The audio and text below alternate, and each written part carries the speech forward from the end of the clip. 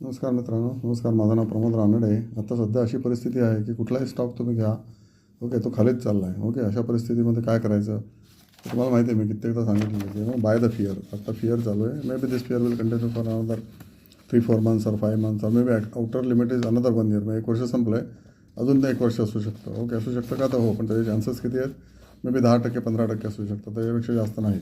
तर आता सगळे इतके घाबरलेले आहेत, त्यामुळे कोणाला काही घ्यायचंच नाही. आणि FI विकतात, त्यामुळे लोकांना सवय लागली की शॉर्ट केलं की पैसे मिळतात, शॉर्ट केलं की पैसे मिळतात. हे कधीतरी इतके उलटे पडणार आहेत ना, औंधे मुंह गिर पडेंगे असं म्हणतात ना, तसं होणार आहे.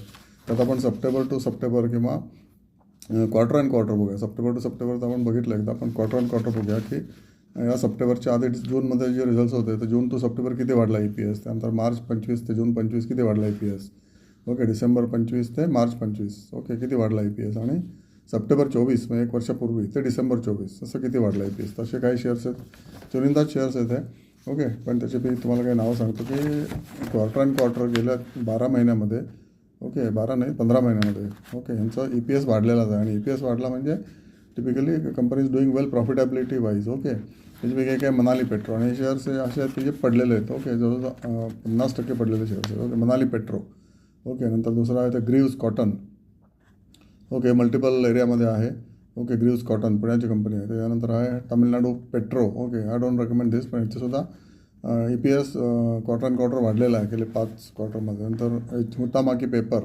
Okay, this is a packaging company, MNC company खूप खाली आलेली आहे, जवळजवळ 40-50% खाली आलेली आहे. पण अजून खाली येईल का? तर होय, पण याच्याकडे लक्ष ठेवा, कारण प्रॉफिटेबिलिटी वाईज दिस आर गुड. नंतर VIP क्लोदिंग, इथं तुफानी पडलेली कंपनी आहे, ओके. 27 रुपयाला वगैरे असेल आता, किंवा त्याच्यामध्ये खाली असेल, बघा तुम्ही.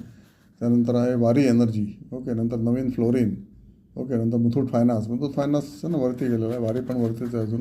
IOB 33-35 रुपयाला गेले कित्येक महिने आहे, ओके. ह्याचं पण क्वार्टर अँड क्वार्टर EPS वाढलेलाच आहे, म्हणजे 10% एव्हरी क्वार्टर वाढलेला आहे गेल्या 5 क्वार्टरमध्ये. आणि हा शेअर तिथल्या तरी इनफॅक्ट पडलेला आहे, 53वरनं 33 वगैरे आलेला आहे. त्यानंतर कुठला आहे? सनोफी कंझ्युमर, MNC कंपनी याच्यामध्ये आली म्हणजे तुम्हाला याच्यामध्ये लक्ष घालायलाच पाहिजे आणि काहीतरी ॲक्शन घ्यायलाच पाहिजे. आनंद राठी वेल्थ, ओके, हा का पडलेला नाही आहे शेअर. पण नंतर सेंट गोबेन ही एक MNC कंपनी आहे की ज्याच्या quarter and quarter profitability typically 5 ते 20%, ओके, अशी वाढलेलीच आहे.